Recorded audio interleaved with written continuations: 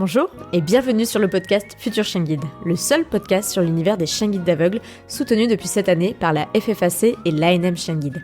Je m'appelle Estelle, je suis passionnée par les chiens guides d'aveugles et bénévole pour cette cause à Paris. Je suis d'ailleurs persuadée que l'univers des chiens guides d'aveugles mérite d'être mieux connu. En tant qu'amoureux des chiens, futurs bénéficiaires ou autres curieux comme moi, vous croisez parfois des chiens guides d'aveugles et leurs maîtres en vous demandant mais comment font-ils pour se déplacer dans nos rues toujours plus agitées ? Ce podcast est le seul qui vous propose au fil de rencontres enrichissantes de décrypter l'univers des chiens guides d'aveugles pour comprendre par qui et comment ils sont éduqués, mais aussi de découvrir leur rôle dans le quotidien de leur maître et les bouleversements à leur arrivée, ou encore comment agir quand vous croisez un tel binôme. À l'occasion de l'été, comme l'an dernier, je n'ai pas pu me retenir de tendre mon micro à des bénéficiaires de chiens d'assistance pour de nouveaux hors-série de l'été. Et pour ce deuxième hors-série, je vous présente Guillaume, qui est accompagné par Omega, sa chienne d'assistance formée par la fondation Frédéric Gaillan. Cette association vous dit quelque chose ? En effet, la famille de Guillaume la connaissait aussi pour l'éducation des chiens guides remis à des enfants de 12 à 18 ans, mais c'est après plusieurs années de participation aux portes ouvertes de la fondation que Guillaume et sa famille découvrent la possibilité de bénéficier d'un de leurs chiens d'assistance. Guillaume a en effet 10 ans et souffre notamment de troubles du déficit de l'attention avec hyperactivité. Et l'arrivée d'Omega va tout changer dans son quotidien. Mais comment l'aide-t-elle précisément ? Guillaume revient avec sa maman sur leur rencontre avec Omega et son arrivée à la maison. Il nous raconte les évolutions possibles grâce à Omega et notamment leurs premières vacances en famille qu'ils renouvellent cette année. Et maintenant, place à l'épisode.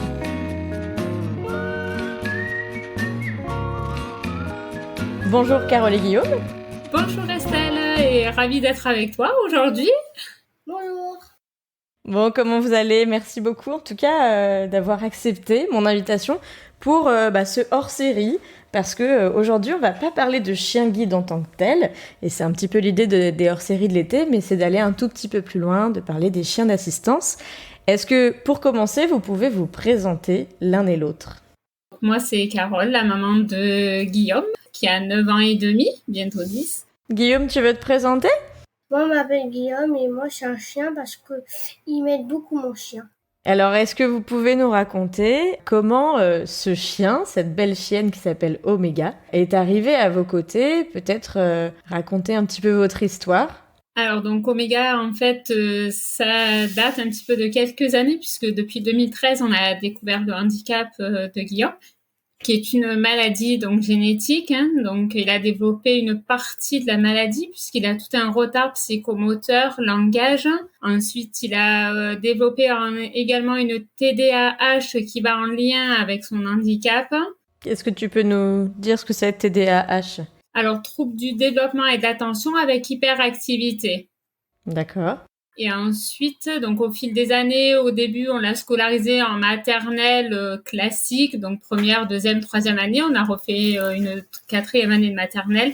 Et là, en lien avec tous ceux qui sont autour de nous, donc l'école, que ça soit également les médecins, les psychomotriciens, enfin vraiment toute l'équipe autour.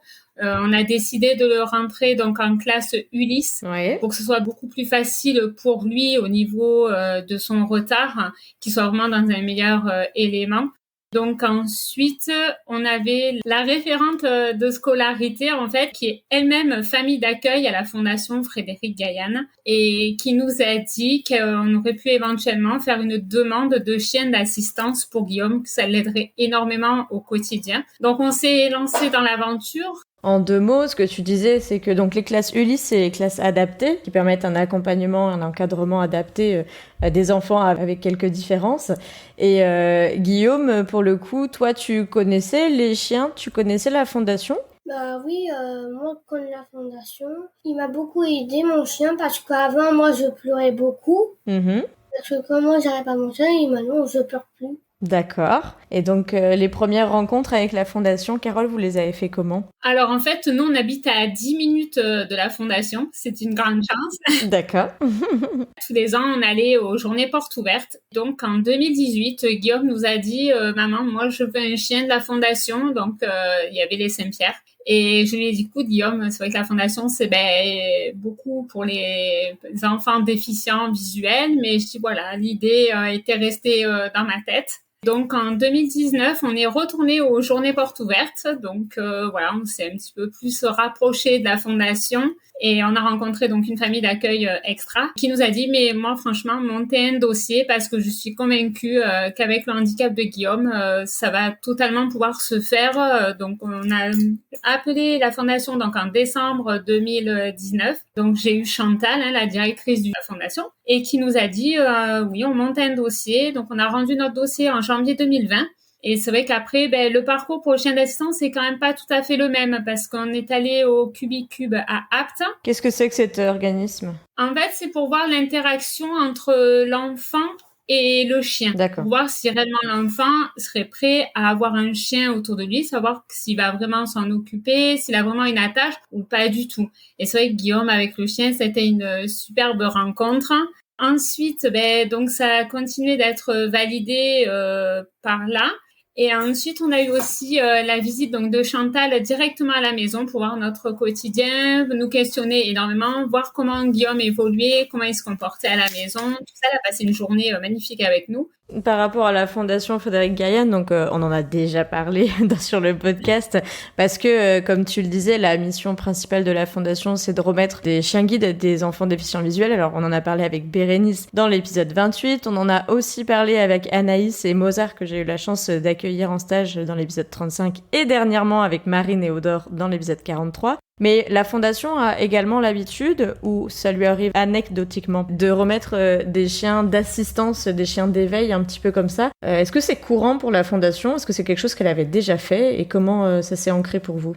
Oui, bien sûr, puisqu'en fait, la Fondation remettait tous les ans des chiens d'assistance. Donc là, c'est vrai qu'ils font un petit break sur les chiens d'assistance. Donc nous, on a eu le droit à la dernière remise des chiens d'assistance. D'ailleurs, on était 5 chiens, donc 4 enfants en demande d'un chien, dont un qui est parti sur un hôpital justement pour enfants en difficulté. Voilà, nous, on a continué le programme. Donc Chantal, quand elle est venue, donc après, ça s'est trouvé. Donc elle nous a dit OK. Et en fait, on aurait dû avoir le chien au mois de novembre 2020. Malheureusement, le super virus qu'on a toujours actuellement nous a fait défaut puisqu'on a été confinés et Chantal nous a appelé et là Guillaume, ça a été en fait la catastrophe parce que pour son anniversaire, il avait demandé en fait des sous pour acheter tout ce qu'il fallait pour son chien et en décembre, tout était prêt pour l'arrivée du chien, le cadeau était prêt donc voilà, c'est vrai que ça a été vraiment galère pour lui. En fait, il savait plus si on lui disait vrai ou faux dans l'acquisition du chien. C'est compliqué, oui. Voilà, janvier 2021, par contre, le chien est arrivé et là, ça a été super, quoi.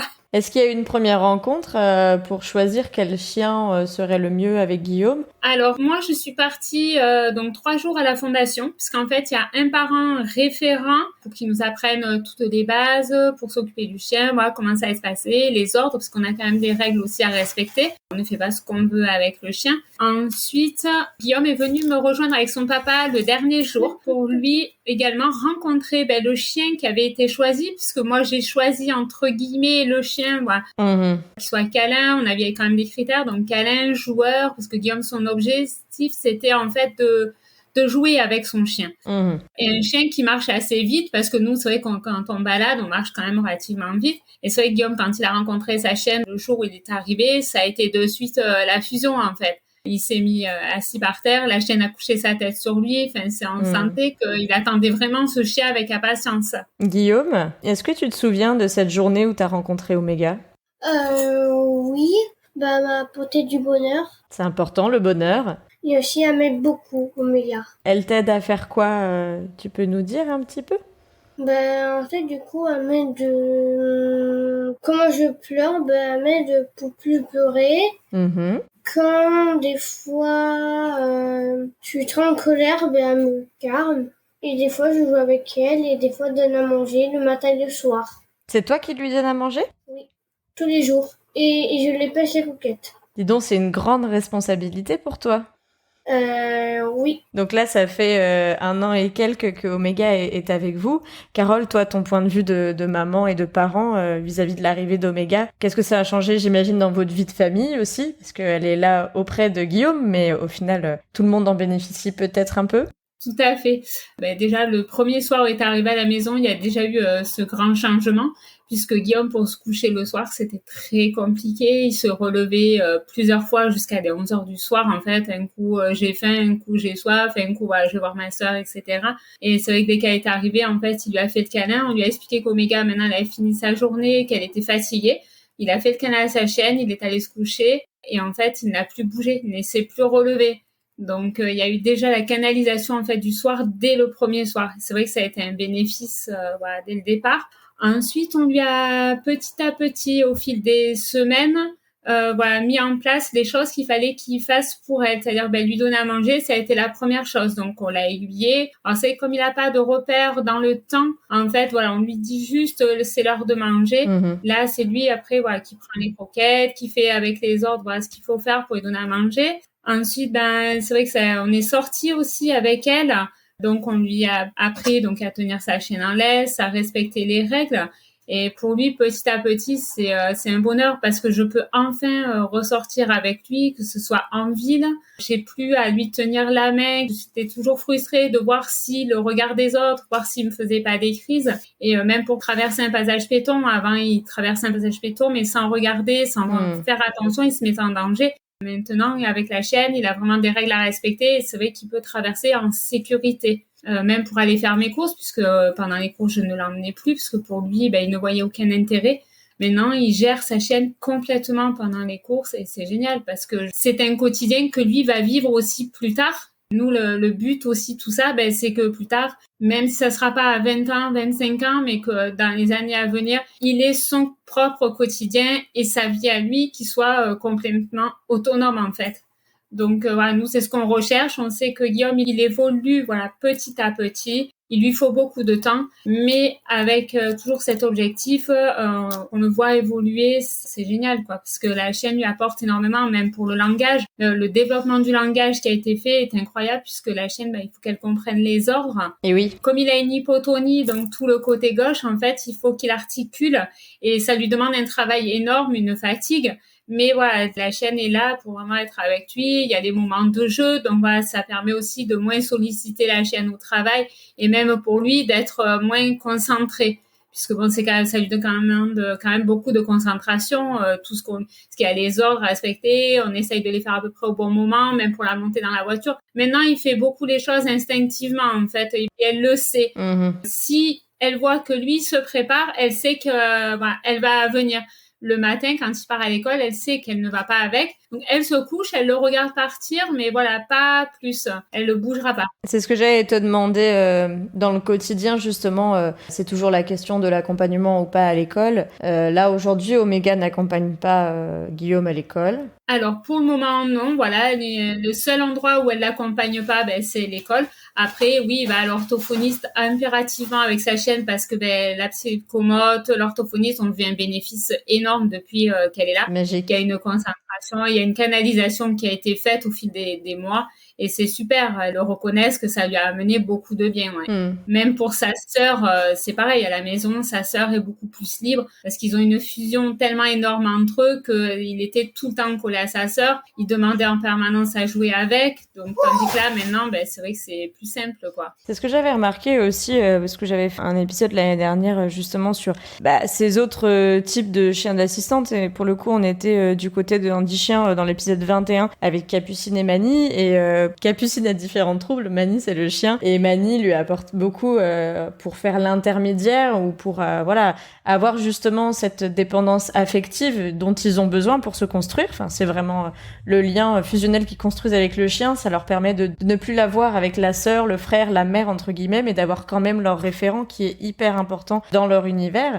Et là, du coup, Guillaume a un peu changé de référent avec l'arrivée d'Oméga, qui, j'imagine, reste certes un chien de famille, mais qui est le chien de Guillaume. Enfin, je sais pas comment vous avez abordé ça aussi en termes de relation entre Oméga et Guillaume et Oméga et le reste des membres de la famille. Je crois aussi savoir que, justement, cette relation doit être un minimum exclusive et que tant mieux pour vous dans un sens parce que ça vous libère de cette fusion qui lui permet à Guillaume de gagner en autonomie, même si pour l'instant l'autonomie reste sous votre toit. Oui, tout à fait. Comme je disais, c'est vrai qu'il y a des choses maintenant qui n'a plus besoin de nous pour les faire, quoi. Elle va le faire instinctivement et c'est vrai que l'accompagnement de sa chienne, ça a été un réel bonheur parce que on retrouve un Guillaume qui est beaucoup plus épanoui, beaucoup plus calme aussi. D'ailleurs, la fondation s'en est rendu compte. C'est vrai que l'avantage d'être à 10 000 de la fondation, quand on y passe, nous, il y en a plusieurs qui nous ont dit, c'est vrai qu'avant, on avait un petit Guillaume qui arrivait, qui courait partout. Maintenant, on a un Guillaume qui est quand même plus posé. Donc, c'est vrai qu'il grandit, mais Omega a fait un énorme travail et c'est une chienne qui est très vive. Mais voilà, quand on va lui dire stop, c'est vrai qu'elle va se calmer, ça va être direct. Et Guillaume, c'est vrai que du coup, il prend le même chemin, en fait. Alors qu'avant, on pouvait lui dire stop, il se calmait pas. C'était très compliqué pour lui de redescendre. Et est-ce que tu sais si dans l'éducation de Omega, elle a tout de suite été dans une éducation type chien d'assistance au sein de la fondation, ou alors elle va commencer à être type chien guide? Enfin, je sais pas. J'imagine qu'il y a une famille d'accueil derrière tout ça, comme d'habitude, qui a un rôle assez important dans l'histoire de Omega. Est-ce que la fondation décide dès la remise en famille d'accueil que ce chien-là sera plutôt chien d'éveil, on peut dire, ou chien guide? Oui, tout à fait. En fait, il est rentré en école guide. Et c'est vrai que voilà, après, il y a eu des petits soucis quand elle était pendant l'école guide. Donc, ils l'ont sorti du programme guide. Et par contre, ils l'ont passé en programme chien d'assistance. Mais c'est vrai que les familles d'accueil ont un rôle super important pendant l'éducation du chien. Mais même, je dirais, après, parce que nous, on peut être en relation. Donc après, c'est au bon vouloir des bénéficiaires d'être en relation avec les familles d'accueil. Donc ça, nous, c'était, on l'avait dit à l'avance. Oui, on voulait être en relation avec la famille d'accueil parce que c'est super important. Pour Guillaume, elle lui a appris des choses, style, il lui disait tout simplement, donne la patte. Mais en fait, elle ne répondait pas parce qu'elle ne savait pas ce que ça voulait dire. Donc la famille d'accueil, donc Jacqueline, en fait, nous a dit, mais non, en fait, tu lui dis bonjour. Et en fait, elle va donner la patte. Et elle a essayé, mais pour lui, ça a été un bonheur, quoi, parce qu'il s'est dit, oui, enfin, je sais faire. Donc, plein de petites choses comme ça que la famille d'accueil peut nous dire, ce qu'elle a vécu avec, des moments, des choses qu'elle sait faire qui sont rigolotes pour un enfant. Je trouve, en plus, des enfants en bas âge comme ça, je trouve que c'est super sympa. Et on se voit de temps en temps et ils sont autant accrochés maintenant, même à Guillaume. Pour eux, c'est un bonheur de voir Guillaume s'épanouir parce que ils sont pas loin en plus, donc c'est top, quoi. Oui, donc vous avez agrandi le cercle un petit peu familial avec la famille d'Omega. En fait, la fondation, pour nous, c'est vrai que c'est une grande famille parce qu'on est tous dans le même objectif, aider les enfants. En fait, on se comprend. Comme je disais, la fondation nous a fait sortir de notre coquille parce que nous, le handicap, ça a été très compliqué. On l'a accepté. Mais il y a toujours, en tant que parent, on ne sait pas voiler les yeux dès le départ. Dès qu'on a su, on a foncé, on a écouté les médecins, voilà, tout ce qu'il fallait faire, on a toujours fait. Mais il y a toujours ce part autour de nous, dans notre entourage. Oui, mais tu aurais dû faire ci. Ah ouais, mais bon, c'est pas comme ça. Donc, étant donné que là, la fondation est en fait le moindre souci, ils sont toujours présents, ils sont vraiment autour de nous et c'est une super grande famille. Que ça soit l'équipe de la fondation, les bénévoles, les familles d'accueil. Et c'est super important qu'on ait ça autour de nous. Oui. C'est un grand soutien également. Omega est un soutien, mais même la fondation, pour nous, c'est un super soutien. Et vous connaissiez la fondation, mais vous n'aviez pas forcément en tête ce rôle par rapport aux chiens d'assistance, même si vous étiez à 10 minutes, en fait. Pas du tout. C'est vrai que nous, on allait aux journées portes ouvertes et tout. J'avais vu qu'ils remettaient des chiens d'assistance, mais après, c'était pas plus, je pensais que ça. On n'était pas, et on avait dit, avec le rythme de vie qu'on avait, c'est vrai qu'avoir un chien à la maison, on s'était dit un chien, donc de compagnie, ça allait être super compliqué. Moi, laisser un chien tout seul toute la journée, c'était pas possible. Et c'est vrai que les médecins nous ont dit, il faudrait vraiment faire une demande de chien d'assistance parce que pour Guillaume, ça peut que ne lui faire du bénéfice. Donc, on s'est un petit peu penché là-dessus. J'ai réduit mon temps de travail de plus de la moitié, en fait, justement, pour pouvoir mettre en place, après une arrivée avec un chien, voir comment ça allait fonctionner. Et c'est vrai que maintenant, je ne referai pas du tout une marche arrière parce que ça serait pas possible, quoi. C'est tout le bonheur. On a gagné énormément en autonomie et en bonheur pour lui. Et Omega nous le rend super bien aussi. On le voit dans son regard. C'est des chiens qui ont un regard. Enfin, c'est... On a hâte de voir. Je mettrai toutes les photos sur le site futurchienguide.fr. Mais votre trio, on parle de trio, mais j'ai même envie de dire, vous êtes à 5 maintenant avec Omega. Du coup, ce quintet doit résonner vraiment différemment. Et puis, ça permet d'apporter une légèreté et un recul qui, je pense, sont parfois bienvenus dans le quotidien qui peut être pas forcément toujours simple tous les jours, on va dire. Et même pour partir en vacances, l'année dernière, on a fait nos premières vacances avec Guillaume parce que toujours ce lien avec le handicap, du coup on ne partait jamais. Pour lui, on pouvait pas lâcher les prises en charge. Donc l'année dernière, on a enfin pu réussir et grâce à Omega, on a passé des super vacances. Il y a eu une canalisation pour lui, qui est incroyable, quoi.